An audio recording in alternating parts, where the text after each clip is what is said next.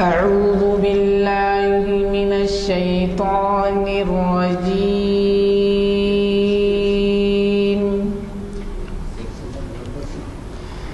بسم الله الرحمن الرحيم.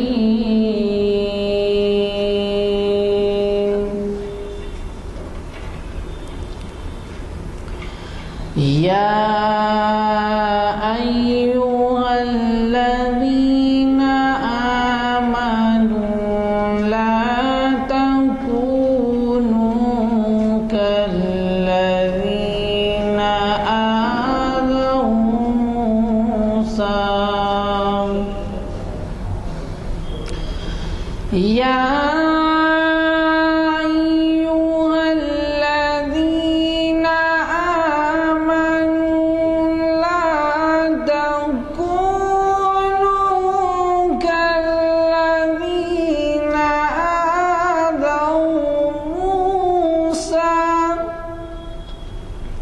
السلام علیکم ورحمۃ اللہ وبرکاتہ. جامع مسجد عالیہ کے کانفرنس ہال میں آج اقبال شناسی کی 721ویں نشست میں آپ سب کا خیر مقدم ہے. آج بتاریخ 3 جولائی مطابق 23 شعبان 1434 ہجری یہ محفل ابھی آغاز ہو رہی ہے. اس کا قرأت کلام پاک سے ابھی آپ نے سنا. آج کے مقرر عالی جناب محترم اعزاز صاحب ہیں جو محتاج تعارف بالکل نہیں ہیں. ہماری پچھلی کئی محفلوں کو مخاطب کر چکے ہیں اور یہ عنوان خود جناب کا منتخب شدہ ہے: ارمغان حجاز تجزیاتی مطالعہ. یہ سلسلہ وار محفلیں ہمارے پاس ہر ماہ ارمغان حجاز کا فارسی سے اردو اور تقریر وغیرہ کرتے ہیں جناب محترم اعزاز صاحب. تو میں گزارش کرتا ہوں کہ تشریف لائیں اور میں جناب امتیاز صاحب سے گزارش یہ آپ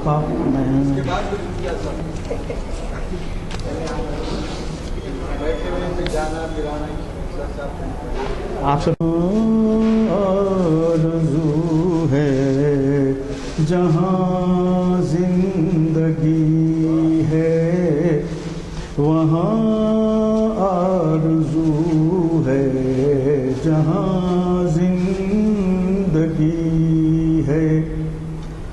جہاں زندگی ہے وہاں آرزو ہے.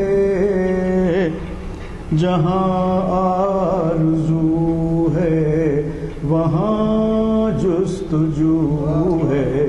جہاں آرزو ہے وہاں جستجو ہے. نہ ہو جستجو تو ہے ویرانہ عالم. نہ ہو جستجو تو ہے ویرانہ عالم. تیری جستجو ہی تیری آبرو ہے. تیری جستجو ہی تیری آبرو ہے. مٹاتے ہیں الفاظ معنی کی شوکت. مٹاتے ہیں الفاظ معنی کی شوکت. میری بے زبانی میری گفتگو ہے. میری بے زبانی میری گفتگو ہے. جہاں زندگی راز کہ مجھ کو سکھا گیا ہے جنوں، وہ حرف راز کہ مجھ کو سکھا گیا ہے جنوں، خدا مجھے نفس جبرائیل دے تو کہوں، خدا مجھے نفس جبرائیل دے تو کہوں، عجب مزہ ہے مجھے لذت خودی دے کر، وہ چاہتے ہیں کہ میں اپنے آپ میں نہ رہوں، وہ چاہتے ہیں کہ میں اپنے آپ میں نہ رہوں، ستارہ کیا میری تقدیر کی خبر دے گا، ستارہ کیا میری تقدیر کی خبر دے گا، وہ خود فراخی افلاک میں ہے خار و زبوں، وہ خود فراخی افلاک میں ہے خار و زبوں، سبق ملا ہے یہ معراج مصطفیٰ سے مجھے، سبق ملا ہے یہ معراج مصطفیٰ سے مجھے، کہ عالم بشریت کی زد میں ہے گردوں، کہ عالم بشریت کی زد میں ہے گردوں، یہ کائنات ابھی ناتمام ہے شاید، یہ کائنات ابھی ناتمام ہے شاید، کہ آ رہی ہے دمادم صدائے کن فیکون، کہ آ رہی ہے دمادم صدائے کن فیکون۔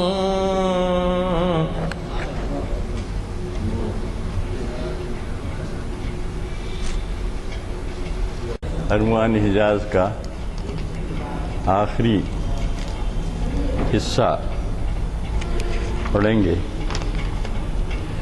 جس میں 4-5-6 روایات ہیں۔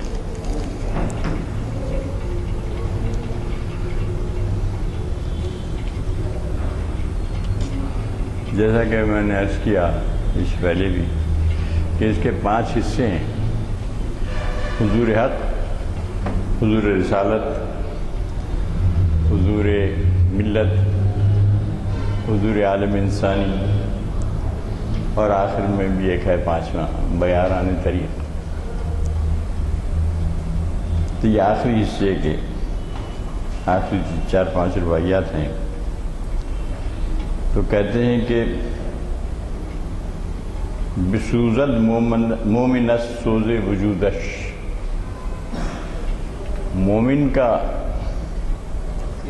مومن خود جل رہا ہے اپنے وجود کے سوز سے، یعنی اس کی ذات میں خود اتنا سوز ہے، اس کے وجود میں خود اتنا سوز ہے کہ وہ اس سے تپا ہے، جل رہا ہے۔ ایک جگہ کہتے ہیں جو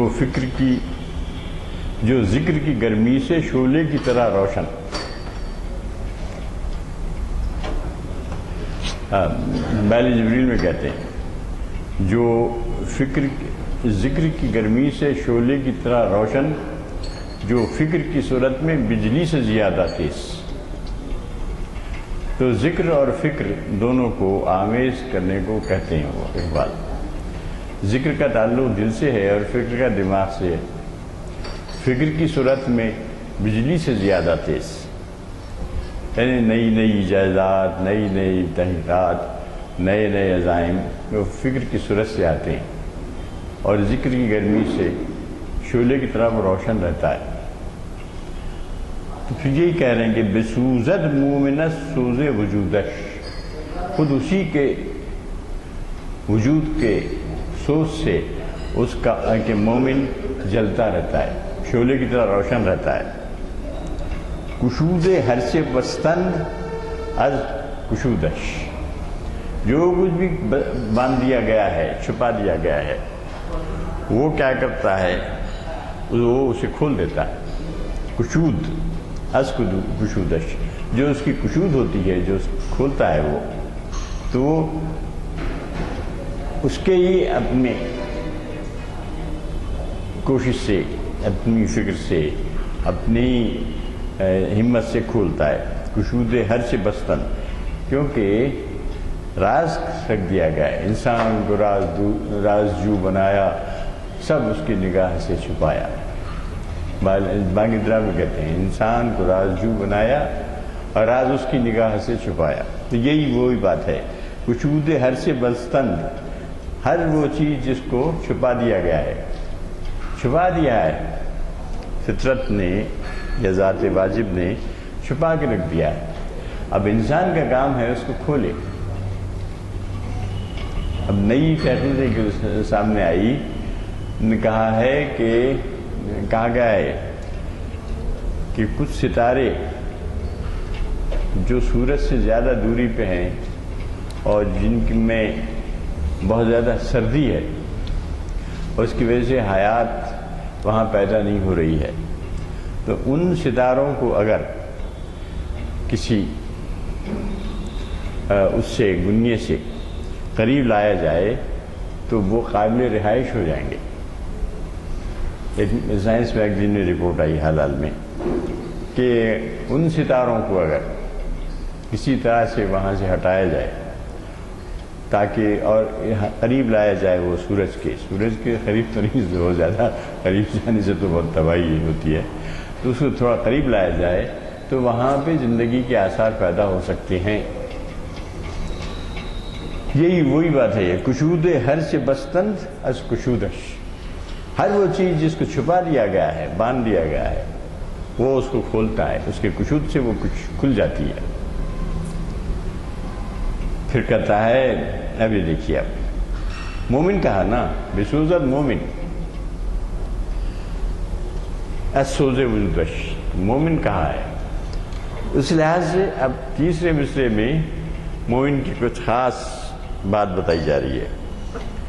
کہتا ہے کہ جلال کبریائی در قیامش، اس کا جو قیام ہے، نماز میں جو قیام کی کیفیت ہوتی ہے، قیام، قعود، سجود، رکوع، سب ہیں نماز کے ارکان، تو اس میں سے سب سے اہم جو ہے، سب سے ان کے لیے وہ کہتے ہیں کہ اس کے قیام میں جلال کبریائی ہے، کبریائی جلال ہے اس کے قیام میں، مومن کے قیام میں۔ جلال کبریائی در قیامش، جمال بندگی اندر سجودش۔ دیکھیے سجدے میں بندگی کی ایک انتہا ہے، بندگی کا جمال اس کے سجدوں میں ہے، اور کبریائی جلال اس کے قیام میں۔ تو مومن سے شروع کر رہے ہیں، بسوزد مومن سوز وجودش، کسی اور کے سوز کا محتاج نہیں ہے۔ میں مثل صبا، میں لال نہیں محتاج، کہتے ہیں کہ کرتا ہے میرا جوش جنوں میری قبا چاک، میں مثل صبا، دست صبا کا نہیں محتاج، کہ میں جو ہے میں ایسا پھول ہوں مثل گل کچھ ہے، دست صبا کا محتاج نہیں ہوں، دست صبا آ کے مجھے میری کشود نہیں کرتی، میں ایسا پھول ہوں، میرا جو ہے کھلنا وہ میرے دست جنوں سے ہے، میرے جوش جنوں سے ہے، کرتا ہے میرا جوش جنوں میری قبا چاک، میں صورت گل دست صبا، ہاں یاد آیا، میں صورت گل دست صبا کا نہیں محتاج۔ پھول جس طرح سے دست صبا کا محتاج ہے، صبا چلے تو پھول کھلتا ہے، میں نہیں ہوں، میرا جوش جنوں میری قبا چاک کرتا ہے۔ وہ کہہ رہے ہیں کہ بسوزد مومن سوز وجودش کشود ہر سے بستا لس کشودش، جو چیز بھی چھپائی گئی ہے، چھپا تو گیا، ہر چیز چھپا دی گئی ہے، انسان کو راز جو بنایا، راز اس کی نگاہ سے چھپایا، بانگ درا میں کہتے ہیں، تو یہ جو ہے اس کو جو چھپا دیا گیا، اب انسان ان کو کھولتا جاتا ہے۔ جو کچھ رونق ہے کہ کھولنے سے ہے، جیسے روشنی آئی ہے تو یہ روشنی بھی جو ہے تھی، روشنی چنگاری تھی، اس کو انسان نے کھولا، کھول کے بقع نور بنا دیا، اور کیا کیا کام نہیں لے لیے اس میں۔ وہی ہے کشود ہر سے بستن لس کشودش، اور اس کے قیام میں جلال کبریائی ہے، اور اس کے سجود میں جمال بندگی ہے۔ جب یہ ہے تو پھر وہ ہے، تو اس سے اس کا مومن جو ہے اس کے سوز وجود، اپنے سوز وجود سے، کسی اور کے نہیں، اپنے سوز وجود سے مومن سوزا رہتا ہے۔ مجھے کہا نا، جو ذکر کی گرمی سے شعلے کی طرح روشن، جو فکر کی صورت میں بجلی سے زیادہ تیز، یہ کون غزل خواں ہے پرسوز نشاط انگیز، اندیشہ معنی کو کرتا ہے جنوں آمیز۔ باری جبریل کیا غیر عملی غزلیں ہیں۔ اب دیکھیے وہ کہتے ہیں کہ آپ، اس میں تو بہت کچھ کہنا ہے، زیادہ تفصیلات میں کہا جائیں۔ چبرسی از نماز عاشقانہ، نماز عاشقانہ کے بارے میں آپ کیا پوچھتے ہیں؟ نماز عاشقوں کی نماز، عاشقانہ نماز کیا ہے؟ یہ ورزش غالب نے کہا زاہد و ورزش سجود، زاہد کے بارے میں کہا وہ بیچارہ سجدوں کی ورزش کرتا رہتا ہے، بس زاہد و ورزش سجود کہا غالب نے۔ تو یہ کہہ رہے ہیں کہ نماز عاشقانہ جو ہے ورزش سجود نہیں ہے۔ چبرسی از نماز عاشقانہ، عاشقوں کی نماز کے بارے میں آپ کیا پوچھتے ہیں؟ رکوعش چو سجودش محرمانہ، یعنی جیسے اس کے سجدے ہیں، سجدہ تو یہ کہہ دیا نا بھی جمال بندگی اندر سجودش، تو اس کے سجود میں جو محرمانہ پن ہے، جو رازداران جو واقفیت ہے، محرم راز ہیں اس کے سجود جو ہیں۔ حدیث شریف میں بھی آیا ہے کہ انسان اللہ تعالیٰ سے سب سے زیادہ قریب سجدے میں ہوتا ہے، سجدے میں سب سے زیادہ قریب ہوتا ہے۔ تو رکوعش چو سجودش محرمانہ، اب یہ رکوع اور سجود کو فرق نہیں کر رہے وہ کہہ رہے ہیں کہ جیسے محرمانہ سجود ہیں، یعنی محرمانہ یہ قریب ترین، محرم کہتے ہیں جو قریب ترین ہو، جو رازدار ہو، جو واقف کار ہو، تو محرمانہ ہے سجود مومن کا۔ تو اسی طرح اس کا رکوع بھی محرمانہ، رکوعش چو سجودش محرمانہ۔ نماز عاشقانہ کے بارے میں آپ کہتے ہیں یہ نماز نہ سمجھیے، جو جس سے سوائے اس کے ایکسرسائز کے کچھ نہیں ہوتا۔ ہمارے ایک دوست نے ہم سے پوچھا محکمے میں کہ کیا نبی کریم صلی اللہ علیہ وسلم انڈیا آئے تھے؟ تو ہم نے کہا نہیں انڈیا تو نہیں آئے، وہ میری عرب کو آئی ٹھنڈی ہوا، جہاں سے اتنا ضرور ہے کہ آپ نے ٹھنڈی ہوا کا ذکر کیا کہ ادھر سے آ رہی ہے کر کے، مچھر کی طرف سے آ رہی تھی۔ تو ہم نے کہا کیوں پوچھتے ہیں آپ یہ؟ انہوں نے کہا کہ صاحب آپ کی جو نماز کے جو رکوع و سجود ہیں، قیام ہے، اور یہ تم سلام پھرنا ہے، قعدہ ہے، یہ سب جو ہیں وہ ہیں کیا کہتے ہیں اس کو، جی یوگا یہ سارے یوگا کے، وہ یوگا کا انہوں نے، یہ سارے یوگا کے ہیں ایکسرسائز. یوگا میں بیٹھے رہتے ہیں، دیکھیے جیسے ہم قاعدے میں بیٹھتے ہیں ویسے یوگا میں بیٹھتے ہیں. پھر یوں بھی کرتے ہیں یوگا میں، جیسے ہم سلام پھیرتے ہیں. تو یہ سب گردن کی ایکسرسائز ہوتی ہے، ہاتھ کی ایکسرسائز ہوتی ہے. اور سجدہ جب کرتے ہیں ہم تو دوران خون جو ہے، قلب تو الٹا ہوتا ہے نا بھی، قلب کے معنی الٹے کے ہیں. تو جب سجدے میں جاتے ہیں تو قلب سیدھا ہو جاتا ہے. تو اس طرح سے سجدے میں جانا بھی ایک ایکسرسائز ہے. تو وہ کہتے ہیں کہ رکوعش چوں سجود. ہاں تو بعض لوگوں کو سوائے ایکسرسائز کے فائدے کے کوئی فائدہ حاصل نہیں ہوتا. موسیقی کا پروگرام ہوگا تو آپ کر دے سکتے ہیں. تو عرض کرنا یہ ہے کہ اس کے رکوع اور سجود جو ہیں محرمانہ ہیں، محض ایکسرسائز نہیں ہے. غالب بھی بڑی مدے کی باتیں کہہ گیا ہے کہ ایک رند ونش انسان تھا، مگر بہت کہہ گیا ہے وہ زاہد و ورزش سجود کہتا ہے. تو یہ ورزش کے سوا بعد میں کچھ حاصل نہیں ہوتا. جیسے روزے کے بارے میں کیا ہے کہا گیا ہے کہ سوائے فاقے کے بعد میں کچھ نہیں حاصل ہوتا روزے سے. اسی طرح اس سے کچھ حاصل نہیں ہوتا نماز سے، سوائے اس کے کہ کچھ فزیکل ایکسرسائز ہو جاتی ہے. وجودش رکوعش چوں سجودش محرمانہ. اب جناب فتح کی بات وہ تیسرے چوتھے مصرے میں کہتا ہے کہ تب و تاب یک اللہ اکبر. اللہ اکبر ہی ہوتا رہتا ہے نا نماز میں. اللہ اکبر کہتے ہیں، اللہ اکبر کے رکوع، اللہ اکبر کے سجود، اللہ اکبر کہہ کے ساری. تو وہ کہتے ہیں کہ تب و تاب یک اللہ، ایک اللہ اکبر میں جو تب و تاب ہے، جو سوز ہے، جو طبق ہے، نگنجد در نماز پنج گانا. یعنی نماز عاشقانہ کی وہ تعریف کر رہے ہیں، ڈیفینیشن دے رہے ہیں کہ نماز عاشقانہ ایک ایسی نماز ہے کہ اس کے رکوع بھی محرمانہ ہے، سجود بھی محرمانہ ہے، اور ایک اللہ اکبر اس کا ایسا ہے کہ جو پوری نماز پنجگانہ میں بھی سما نہیں سکتا. وہ نماز جس کو غالب نے کہہ دیا ورزش سجود ہے. اب آئے کہتے ہیں دگیتی را صلاح از قرأت اوست. صلاح یعنی دعوت. تو دونوں عالموں کو دوگیتی کہتے ہو، اس عالم کو بھی اور اس عالم کو بھی. دو عالم تو ہیں.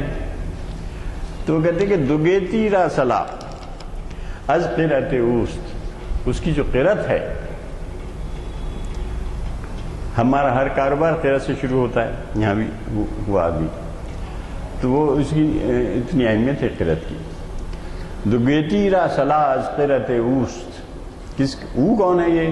یہ وہی عاشق ہے، وہ مومن ہے. جیسے اوپر شروع میں مومن کہا، اس کے بعد عاشق کہا، اب یہاں صرف او کہتے رہے، وہ ضمیر استعمال کر رہے ہیں. دگیتی را صلاح از قرأت اوست.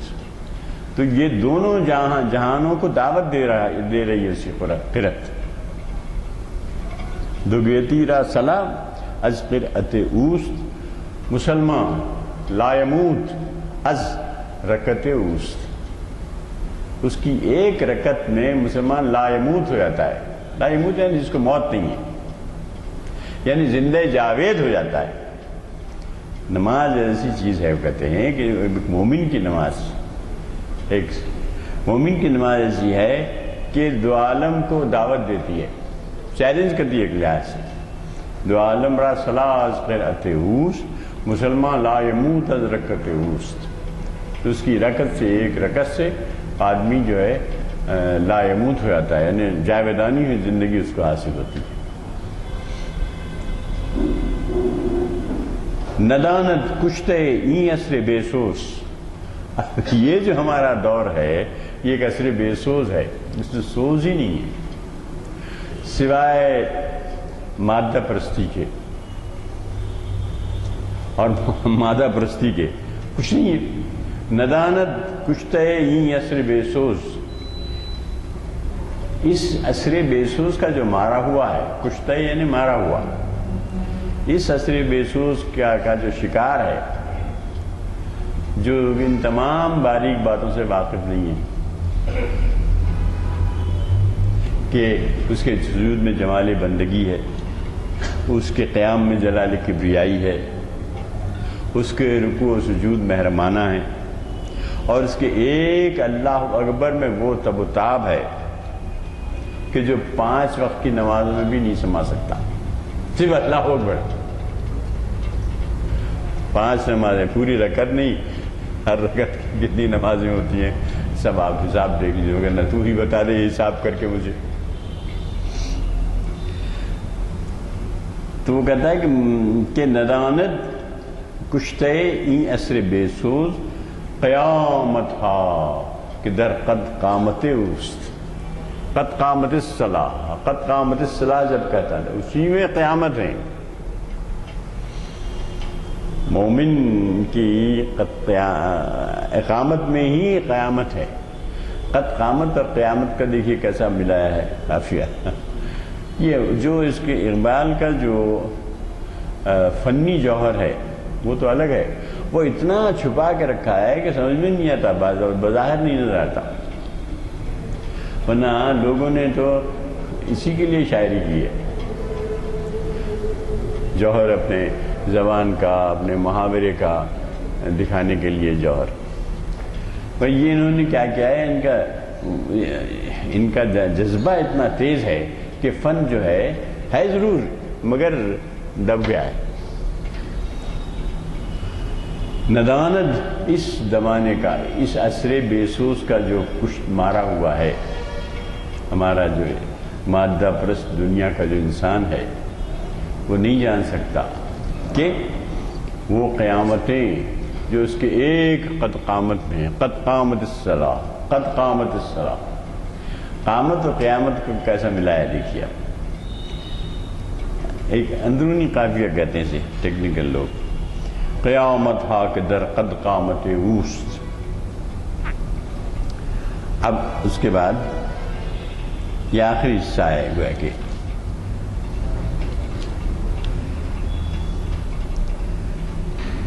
اب اس میں فرنگی کے اوپر اپنا غصہ اتارا ہے، اور اس میں سعدی کے ایک قطعے سے استفادہ کیا ہے۔ سعدی کا قطعہ ہے، بنادا آنچنا روزی رساند کہ دانا اندراں حیراں بماند۔ یعنی دیکھا ہوگا آپ نے کیا ہوا، دیکھا ہی ہوگا آپ نے کہ ہاں بہت وقت ہے کہ ہاں سعدی کا قطعہ ہے کہ اللہ تعالیٰ کا جو کی رزاقی ہے وہ بڑی دلچسپ ہے، وہ کہتا ہے۔ ہم نے بھی زندگی میں دیکھا ہوگا بہت سے لوگوں کو کہ ہنرمند جو ہیں وہ زیادہ خوشحال اور فارغ البال نہیں ہیں، لیکن جو بے ہنر لوگ ہیں وہ بہت زیادہ فارغ البال ہیں۔ بہت دیکھتے ہیں ایسے ہم کہ اس میں کہا ہے اقبال نے، گو اس کی خدائی میں فرنگی کا بھی ہے ہاتھ، گو اس کی خدائی میں مہاجن کا بھی ہے ہاتھ، دنیا تو سمجھتی ہے مہاجن کو خداوند، فرنگی کو خداوند، گو اس کی خدائی میں مہاجن کا بھی ہے ہاتھ، دنیا تو سمجھتی ہے فرنگی کو خداوند۔ تو فرنگی کی جو ہے آج بھی ہم دیکھ رہے ہیں، یہ جتنے بھی فرنگی اور ویسٹ کے جتنے بھی کاروبار ہیں یہ بڑی بڑی کمپنیوں میں کہ جو مہاجن ہیں اسے چلا رہے ہیں۔ تو دنیا تو سمجھتی ہے فرنگی کو خداوند، مگر ہے مہاجن کا ہاتھ اس کے پیچھے، اس کی ساری اکانومی خود ہمارے ہاں آیا ہے نا ابھی ہندوستان کی اکانومی ہے، ٹاٹا برلا جو ہیں ان لوگوں کے ہاتھوں میں،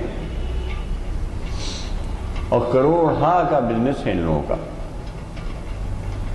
تو کہتا ہے کہ بنانا آنچنا روزی رساند، نادان کو اس طرح روزی پہنچاتا ہے، سادی کہتا ہے نادان کو اس طرح روزی پہنچاتا ہے کہ دانا اندرا حیران بمانند، کہ دانا اس کو دیکھ کے حیران ہو جاتا ہے، کیا جاہل مطلق ہے مگر جناب آپ دیکھیے کہ وہ کماتا ہے، اور بیچارہ دانا ہے دانشمند ہے وہ پھٹیحالوں رہتا ہے۔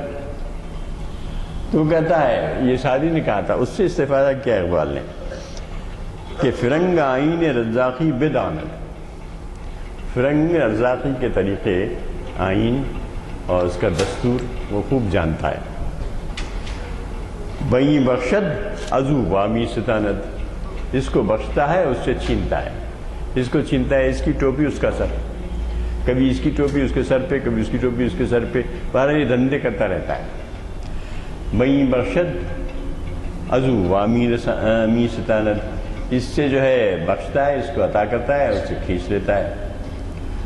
بس شیطان چنا، اب یہاں تو کھل کے کہہ دیا انہوں نے، تو نہ بنادا کہا، سادی نے نہ بنادا کہا، بنادا چنا، یہ کہتا ہے کہ بس شیطان چنا روزی رسانت، کہ شیطان کو اس طرح روزی پہنچاتا ہے کہ یزداں اندرا حیران بمانت، شیطان اور یزداں کا تقابل کر دیا اقبال نے، سادی نے تو دانا اور نادا کہہ کے کر دیا تھا۔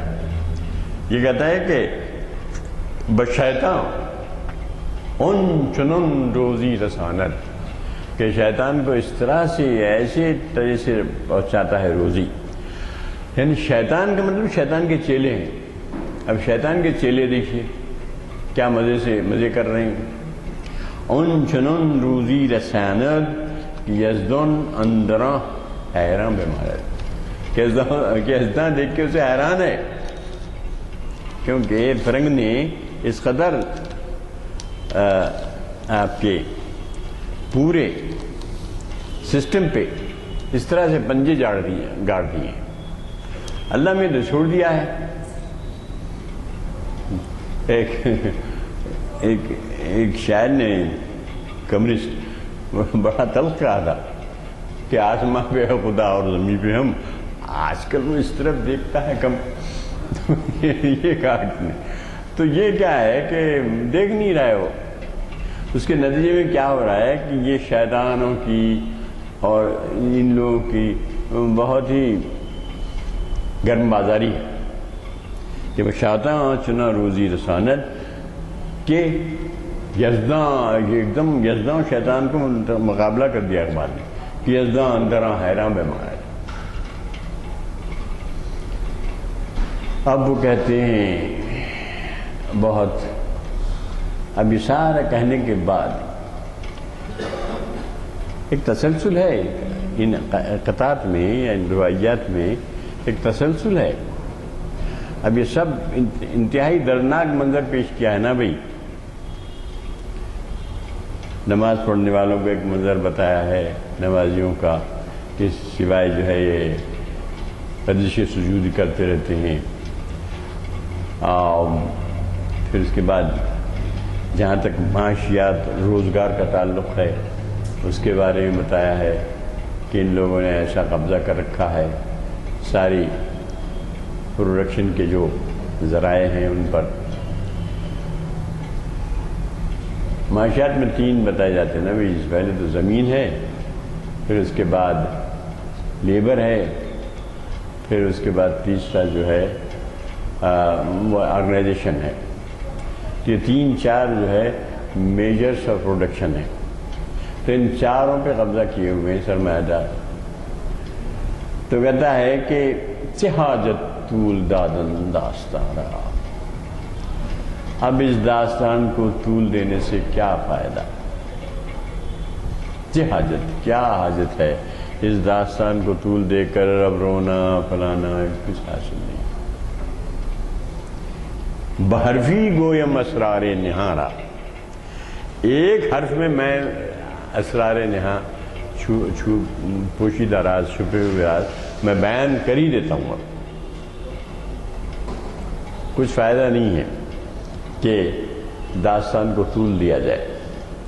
ایک دو حرف میں بیان کیے دیتا ہوں. یہ وہی کہا ہے چوتھے اور پانچویں مصرے میں، وہی کہا ہے آج کل وہ اس طرف دیکھتا ہے کم. ساحل الدین میں کہا تھا آسماں پہ ہے خدا اور زمین پہ ہم، آج کل وہ اس طرف دیکھتا ہے کم. تو وہ کہتا ہے جہانی خویش با سوداگراں داد. اپنا جہان اس نے سوداگروں کے حوالے کر دیا، ٹاٹاؤں کے، برلاؤں کے، اور جو ہے، اور خود امریکہ میں جو ہیں معاشی ذرائع پورے یہودیوں کے ہاتھ میں. اور آج نہیں، 1932 میں اقبال نے اس کو نوٹ کر کے کہا تھا کہ فرنگ کی رگجاں پنجے یہود میں. اس جب تک ہٹلر پیدا نہیں ہوا تھا، ہٹلر کے آنے سے پہلے کا قصہ ہے. ہٹلر کب آیا؟ 39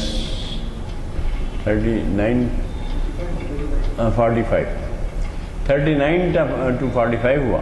دوسری جنگ عظیم 39 تا 45 ہوئی. ہاں، جب جیت ہوئی تھی ان لوگوں کی تو مٹھائیاں تقسیم ہوئی تھی اسکول میں، ہم جب پڑھتے تھے 5ویں 6ٹھی جماعت میں. تو 39 سے 45 تو نہیں تھا. اقبال کا انتقال 38 میں ہوا. انتقال کے 1 سال کے بعد جنگ عظیم ثانی شروع ہوئی، دوسری جنگ عظیم.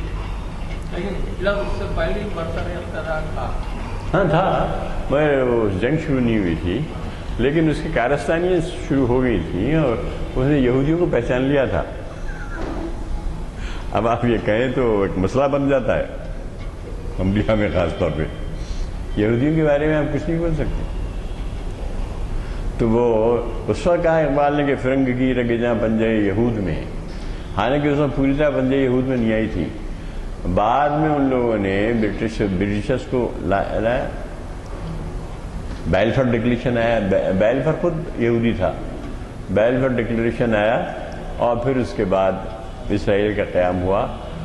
تو یہ لوگ ہمیشہ جو رولنگ اتھارٹی رہتی ہے یا رولنگ جو کلاس رہتی ہے یا رولنگ جو کنٹریز رہتے ہیں ان کو اپنے شکنجے میں رکھتے ہیں. خود ہی ہمارے جو اوباما صاحب آئے تھے، جا کے مصر کی پارلیمنٹ کو مخاطب کیا، آپ نے یاد ہوگا آپ کو، السلام علیکم کہا جا کے انہوں نے پہلے، اس کے بعد مخاطب کیا، اس کے بعد پھر سہم گئے وہ، کیونکہ ان کو معلوم تھا کہ عربوں کی تائید کرنے کا نتیجہ کیا ہوتا ہے.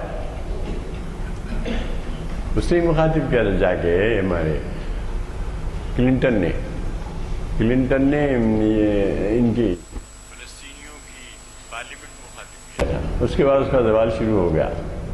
وہ ایک لڑکی اس کے پیچھے پڑ گئی اور وہ تمام واقعات سامنے سب جانتے ہیں. تو وہ ہوا. تو وہ جو کچھ آتا ہے وہ اس کو اپنے بنجے میں لے لیتے ہیں. اب اس وقت برطانیہ تھا، برطانیہ سے بیلفر ڈکلیریشن کرا کے اسرائیل کا قیام جب ہو گیا اور دوسری جنگ عظیم میں برطانیہ ختم ہو گیا، اس کی حیثیت ختم ہو گئی اور امریکہ ابھرا. یہ لوگ امریکہ پہ چھا گئے. امریکہ ان کے گرفت میں. جو کوئی یہودیوں کے خلاف جاتا ہے اس کا بہت برا انجام ہوتا ہے. جیسے کلنٹن کا ہوا، وہ بچ گیا، وہ سہم گیا تو کسی طرح سے بچ گیا. اور اس کے بعد یہ صاحب آئے، جا کے ہم بڑے جوش و خروش سے مخاطب کر دیے اور کہا کہ وہ ہم فلسطین کا مسئلہ حل کریں گے. اب تک نہیں کر سکے. بس آتے ہیں اور ملتے ہیں اور چلے آتے ہیں. ابھی شٹل ڈپلومیسی کہا اس کو، ابھی ان کی شٹل ڈپلومیسی چل رہی ہے. موجودہ جو صاحب ہے نا، وہ 5-7 دورے کر چکے ہیں.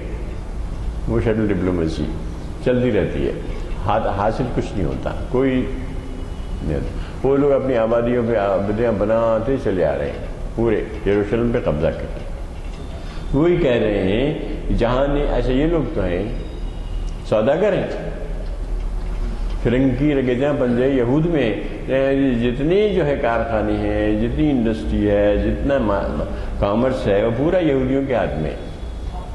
تو کہتے ہیں کہ جہانی خیش با سوداگراں داد، اپنا جہان تو آپ نے سوداگروں کے حوالے کر دیا. اللہ میاں سے کہہ رہے ہیں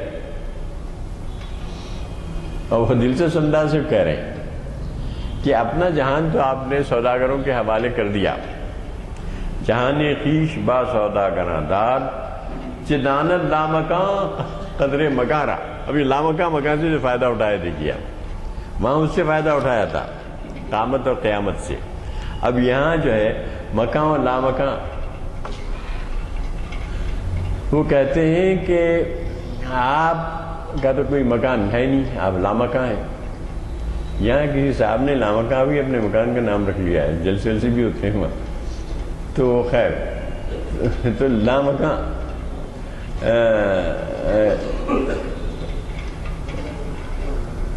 ہاں ہے. تو وہ تو صفت الہی ہے، لامکانی. یہاں ان کا کوئی مکان نہیں اور نہ ان کو نیند ہے نا، نیند بھی نہیں ہے. نومکم کہا گیا، تو مکان نہیں ہے. تو کہتا ہے کہ چدانت لامکان قدر مکارا. اب یہ تو مکان ہے نا، ابھی ہماری دنیا ایک مکان ہے. اب آپ تو لامکان والے ہیں، آپ کو کیا قدر ہوگی مکان کی. اللہ میاں پہ طنز کر دیا ہے. کہتے ہیں نا بھائی، باخدا دیوانہ باشو با محمد ہوشیار. تو تھوڑا سا طنز کیا ہے کہ کیا فائدہ بات کو طول دینے سے. ایک حرف میں میں یہ داستان بیان کر دیتا ہوں کہ مکان کی قدر. ایک تو اپنا جہان اس نے سوداگروں کے حوالے کر دیا، چنانچہ اب لامکان کو مکان کی قدر کیا ہوگی. آپ تو خود لامکانی ہیں. مکانی ہوں کہ لامکان ہوں، میں کہاں ہوں قطع ہے باعث جبریل میں. تو اب یہ مکان دے بیٹھا اپنا سوداگروں کو. اب آپ تو لامکان ہیں، آپ کو مکان کی کیا قدر. ہم جو مکانی ہیں، ہماری جو گد بن رہی ہے وہ ہم ہی جانتے ہیں. اس کے بعد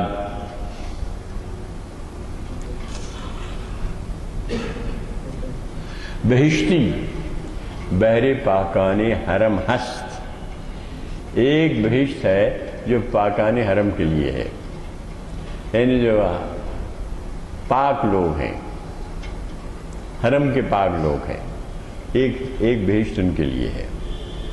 اور ایک بہشتی بحر ارباب ہمم است. ارباب ہمت کے لیے ایک بہشت ہے جو اسٹرگل کر کے جو حاصل کرتے ہیں. دو گروپ بنائے. ایک بہشت تو پاکان حرم کے لیے ہے، صدر اول کے ہمارے جو مسلمان تھے وہ ہیں، بڑی بڑی انہوں نے قربانیاں دی. کیا کیا کیسا نہیں ہوا، تمام ہم تفصیلات دیکھتے ہیں. تو وہ پاکان حرم ہے، ان کے لیے ایک بہشت ہے. ایک بہشت جو ہے ارباب ہمم کے لیے، ہمت والے لوگوں کے لیے، تو اسٹرگل کرتے ہیں، نفس کو اپنے کاٹتے ہیں، دباتے ہیں، نفس کو حاوی نہیں دیتے. تمام جو بھی ہیں مومنانہ صفات، وہ ارباب ہمم. اس کے بعد کہتا ہے بگو ہندی مسلمان را کے خوش باش. ہندی مسلمان سے کہہ دیجئے چلو شاباش، خوش باش، اچھے رہو پیارے، خوش رہو، چلو مزے کرو. خوش باش مزے کرو کے معنوں میں بگو ہندی مسلمان را کہ خوش باش، بہشتی فی سبیل اللہ ہم ہست. ایک بہشت فی سبیل اللہ بھی ہے، کوشش کرنے کی ضرورت نہیں آپ کو، بس فی سبیل اللہ، کوئی اسٹرگل کرنے کی ضرورت نہیں، کچھ نہیں، فی سبیل اللہ بھی ہے. بہت تلخ ہے کہ ایک بہشت جو ہے بحر پاکان حرم ہے، ایک بہشت بحر ارباب ہمم ہے. لیکن ایک ہندی مسلمان سے کہہ دو بھائی کہ چلو بیٹا خوش مزے کرو، خوش با یعنی مزے کرو، بھیجتے فی سبیل اللہ ہم ہر، چلو ایک فی سبیل اللہ بھی ایک بھیج تم کو مل جائے گی، کچھ کرنے کرانے کی ضرورت نہیں ہے، کسی اسٹائل کی ضرورت نہیں ہے، کوئی قربانی دینے کی ضرورت نہیں ہے، بھیجتے فی سبیل اللہ ہم ہست۔ اب آخری قطعہ ہے، اس کے ساتھ یہ ہمارا ارمغان حجاز آج خاتم بالخیر ہوتا، اور بڑی پتہ کی بات کہہ گیا ایسے کہ قلندر کو نہیں ہے میل تقریر، یہ ایک نکتہ ہے اس کے حق میں اکسیر، کہ اس کھیتی کا حاصل کچھ نہیں ہے، نہ ہو پانی میں جس کے خون شبیر۔ قلندر میل تقریر ندارت، اس کا ترجمہ کمپوز ہو گیا ہے، انشاءاللہ آ جائے گا ارمغان کا۔ قلندر میل تقریر ندارت، قلندر کو کچھ شوق نہیں ہے جناب تقریریں کرنے کا، تقریر تو کرتے ہیں، حافظ نے بھی خوب کہا ہے، تقریریں جو اس پہ ممبر پہ کھڑے ہو کے جو تقریریں کرتے رہتے ہیں ان کے بارے میں کہا حافظ نے، پہلے سنایا تھا میں کہ میرے لیے یہ تقویٰ کافی ہے کہ میں برسر ممبر ناز و کرشمہ نہیں دکھاتا، اب خاص لباس پہن کے کر کے دکھاتے ہیں نا ہمارے، تو کہتا ہے کہ یہ تقوام بسست کے چوں زاہد واعظان شہر، میں واعظان شہر کی طرح ناز و کرشمہ برسر ممبر نمی کنم، میں ممبر پہ کھڑے ہو کے ناز و کرشمہ نہیں دکھاتا، یہ تقویٰ میرے لیے کافی ہے۔ سب کا تو کہہ رہا ہے قلندر میل تقریر ندارت، قلندر کو تقریر کرنے کا کوئی شوق نہیں ہے، میل نہیں ہے اس سے، اس کی طرف رغبت نہیں ہے، قلندر کو میل تقریر نہیں ہے، قلندر کو تقریر کرنے کا کوئی خاص شوق نہیں ہے۔ ایک نکتہ ہے اس کے پاس جو اکسیر رکھتا ہے، بجز یہ نکتہ اکسیر ندارت، یہ ایک نکتہ ہے اس کا جو بڑی اکسیر کا کام کرتا ہے۔ وہ نکتہ کیا ہے؟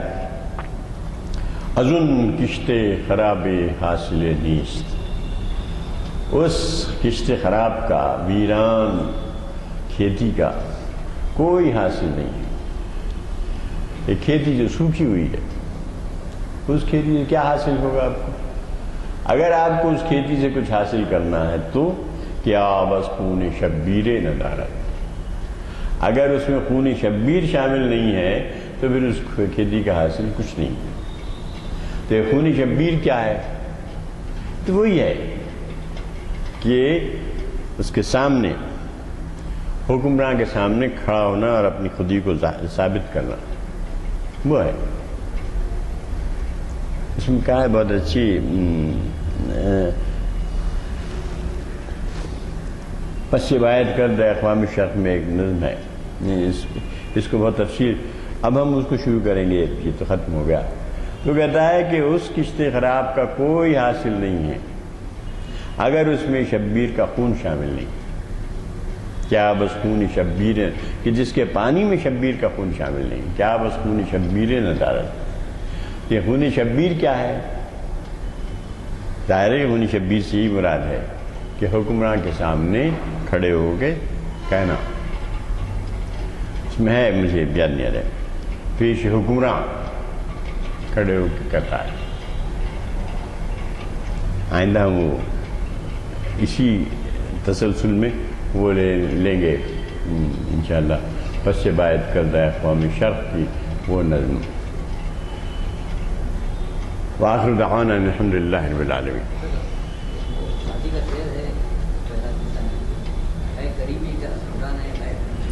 ہاں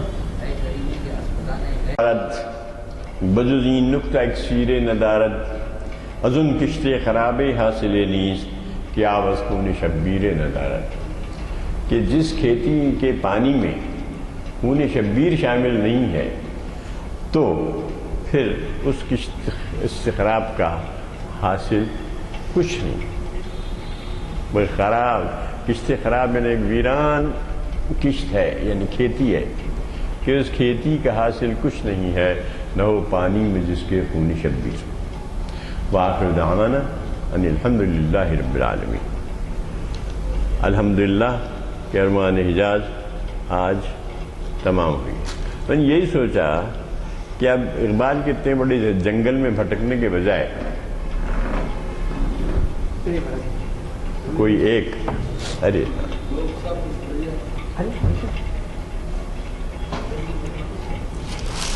کیا بسکون شبیر ندار ہے.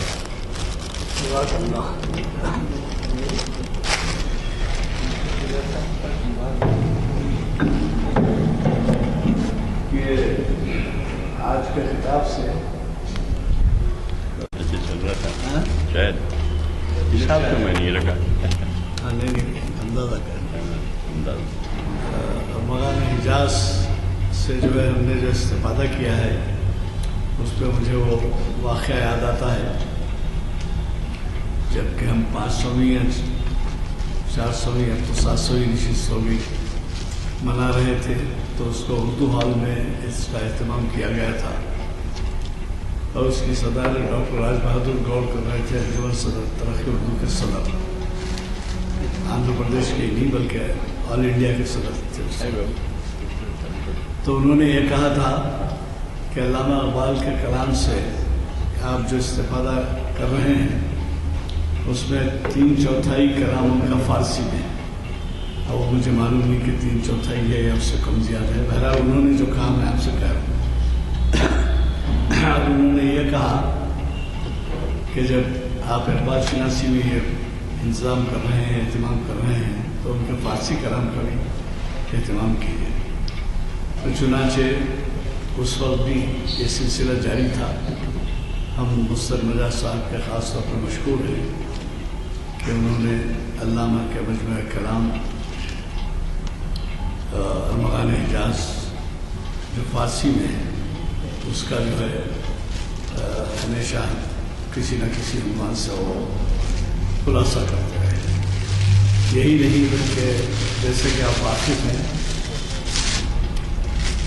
آپ مترجم ہیں علامہ اقبال کے اس کلام سے اور بین الاقوامی شہرت رکھتے ہیں اور انہوں نے والہانہ خدمات انجام دی ہیں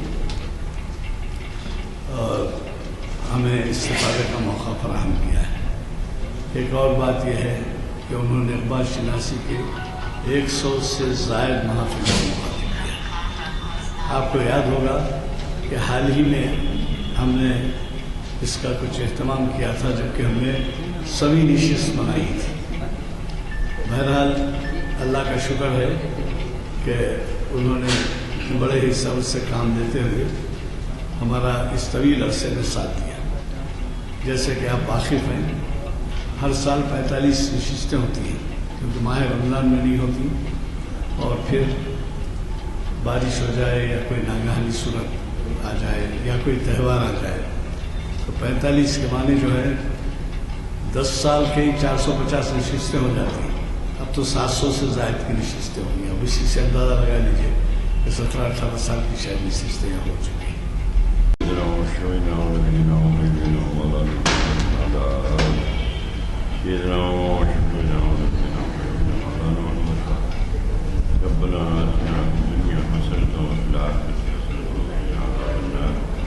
ربنا ظلمنا انفسنا وان لم تغفر لنا وترحمنا لنكونن من الخاسرين.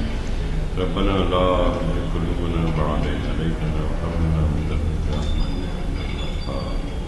رب زدني علما رب زدني علما. نسأل الله تعالى على خير الخلق ولا